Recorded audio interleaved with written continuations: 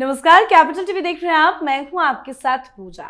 जिस देश को कभी शेख हसीना की मजबूत सरकार ने कट्टरपंथ और अराजकता से बचाकर रखा, आज वही बांग्लादेश मोहम्मद यूनुस के नेतृत्व वाली अंतरिम सरकार के हाथों प्रयोगशाला बन चुका है, जहां अराजकता को आंदोलन और हिंसा को लोकतंत्र कहा जा रहा है।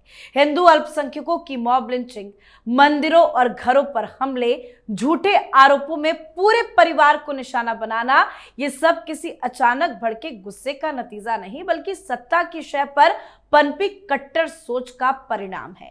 वही कट्टरपंथी ताकतें जिन्होंने शेख हसीना के खिलाफ छात्र आंदोलन का ईंधन दिया और आज यूनुस सरकार के लिए बेकाबू आग बन चुकी है। फिर से बांग्लादेश से खबर आज सामने आई कि मशहूर रॉक सिंगर जेम्स उर्फ नागर बाउल के कंसर्ट पर इस्लामिक भीड़ ने हमला कर दिया। स्टेज पर पथराव किया गया, जिसमें ज्यादातर छात्र घायल भी हुए। हालात बिगड़ने पर प्रशासन के निर्देश पर कॉन्सर्ट रद्द करना पड़ा। जेम्स बाल बाल बच गए। मतलब अब बवाल हर दिन और ज्यादा बढ़ता जा रहा है, हमले काफी ज्यादा हो रहे हैं। तो दूसरी तरफ तारिक रहमान का ढाका में रोड शो, चुनाव आयोग तक हजारों समर्थकों की भीड़ और वोटर लिस्ट में नाम दर्ज कराना, ये सब संकेत है कि बीएनपी के लिए सत्ता का रास्ता साफ किया जा चुका है। तो क्या कुछ चल रहा है बांग्लादेश में, आज इसी पे चर्चा करेंगे। मेरे साथ स्टूडियो में मौजूद है कैपिटल टीवी के editor in chief doctor Manish Kumar. Doctor साहब, बहुत बहुत स्वागत है आपका। धन्यवाद। क्या ताजा स्थिति है बांग्लादेश की? देखिए, ताजा स्थिति यह है कि हर बदलते वक्त के साथ जैसे जैसे समय आगे बढ़ रहा है, ये 85 साल के ओल्ड मैन मौलाना यूनुस, जो दरअसल एक नकाब पहने हुए है, अंदर से जो ओसामा बिन लादेन है, वो एक्सपोज होता चला जा रहा है। इसकी गंदी, संकीर्ण और सत्ता के लिए धूर्त तरीके से कॉम्प्रोमाइज करने वाला एक ऐसे विलन के रूप में ये सामने आ रहा है कि बांग्लादेश की जनता अब सर पीट रही है जी। सर, कुछ लोगों को हिंदुस्तान में भी पीटना चाहिए। मैं बार बार कहता हूं, बहुत सारे लोग नाच रहे थे, डेमोक्रेसी आ गई, याद है? डेमोक्रेसी आ गई। ये कांग्रेस वाले भी खुश और टीएमसी वाले भी बोले थे हिंदुस्तान में भी होगा, आ गया। ये आदमी ओसामा बिन लादेन, ये जाकिर नायक का जो है घटिया संस्करण है। दो चीजें हुई है पिछले 24 घंटे में। एक आदमी को आपने पकड़ा, वो भड़काऊ भाईजान मौलाना, तो जब उसको गिरफ्तार करने के लिए लोग गए, वो फेसबुक लाइव कर दिया और सारी बातें उगल दी। उसके बाद बोला चलो जहां लेके चलना है चलो। और वो वीडियो आज बांग्लादेश के हर लोगों के फोन पे है जी। और जो थू थू हो रही है, मतलब आप ये समझिए कि कल ये खबर आ जाए कि यूनुस के चट्टे बट्टे प्रचार के लिए गए और लोगों ने लिंच कर दिया, मार मार के उसको अधमरा कर दिया या मार दिया, I will not be surprised. ये जो हिंसा विंसा करने वाले लोग हैं, मुश्किल से 5 से 7% है, नॉट मोर देन दैट। बहुत सारी समस्याएं होंगी पहले की सरकारों में, वो होगी, लेकिन आप तो आए थे वादा करके, केजरीवाल टाइप से भ्रष्टाचार खत्म कर दूंगा, ये कर दूंगा, वो कर दूंगा। आपने भी वादा कर दिया। तो अभी सबसे पहली चीज क्या है? हिंसा जो हुई, हिंसा जो भड़की और इस तरीके से जो लगातार हो रहा है, उसका एक डायरेक्शन क्या है? और सबसे बड़ा सवाल कि कौन लोग करवा रहे हैं। अब हुआ ये कि हिंदुस्तान ने शुरू किया, अभी पिछले 3-4 दिनों से हिंदुस्तान में जो चल रहा है प्रोटेस्ट, भारत की सरकार ने भी प्रेशर किया, आर्मी चीफ बांग्लादेश से बातचीत हुई, अमेरिका से भी दबाव आ गया। अमेरिका के बहुत सारे सांसदों ने लिख दिया ये क्या करवा रहे हो तुम पागल आदमी। रूस से भी आया, रूस से भी आ गया। तो एक ग्लोबल प्रेशर बना। तो ये देखिए कितना शातिर आदमी है, कितना शातिर बदमाश जहरीला आदमी। इसने क्या किया, एक मौलाना को पकड़ लिया, ऐसा मौलाना कि जिसके ऊपर ये आरोप लगा कि भाई ये मिलिटेंसी, ये वहां पे है एबीटी, है ना। तो वो जो व्यक्ति है वो सोशल मीडिया पे आकर के खूब इस्लाम इस्लाम करता है, उसको मार दो, उसको ये कर दो, उसको ये कर दो, और उसके जो है वो लिंक है,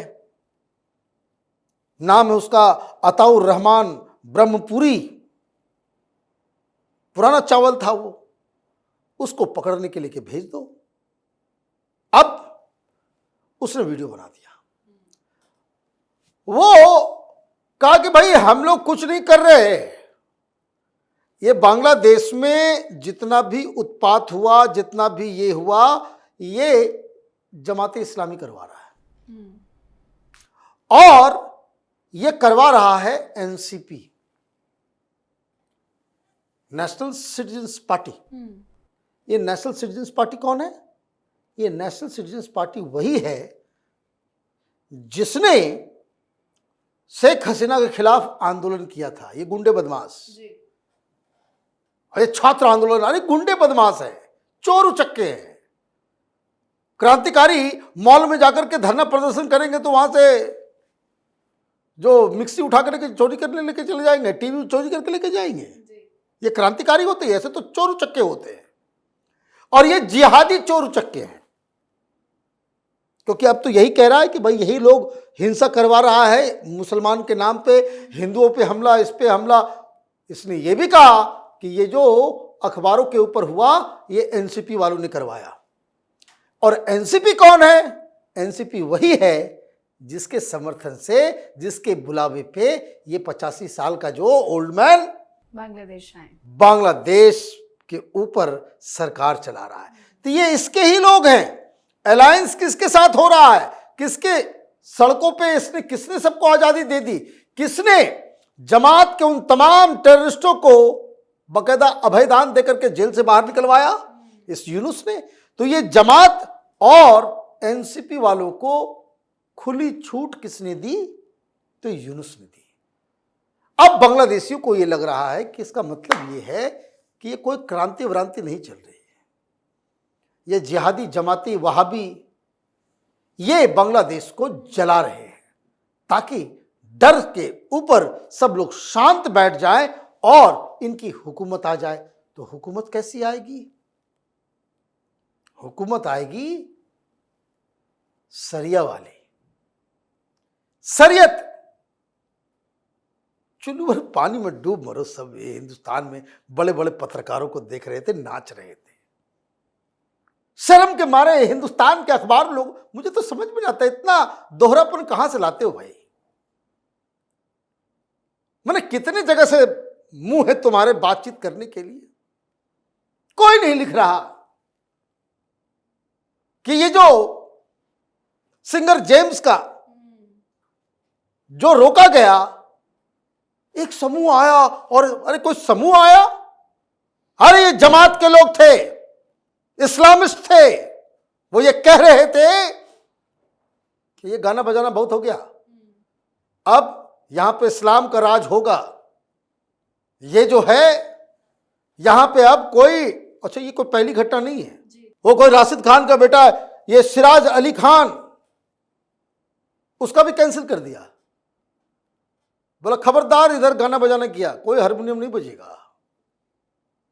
ढाका पूरे साउथ एशिया में ये गाना, म्यूजिक, आर्ट, कल्चर उसका सेंटर था, कोलकाता से भी ज्यादा बड़ा आजादी से पहले।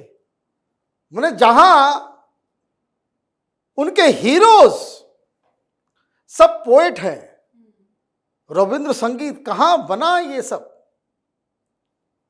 और वहां पे गाना बजाना क्यों? एंटी इस्लामिक है, इस्लामी, और इसलिए वहां शरिया का कानून लगेगा। तो ये सारी चीजें नहीं होंगी, ये सारी चीजें नहीं होंगी, और इसलिए ये बंद कराया गया। किसको मारा इन लोगों ने?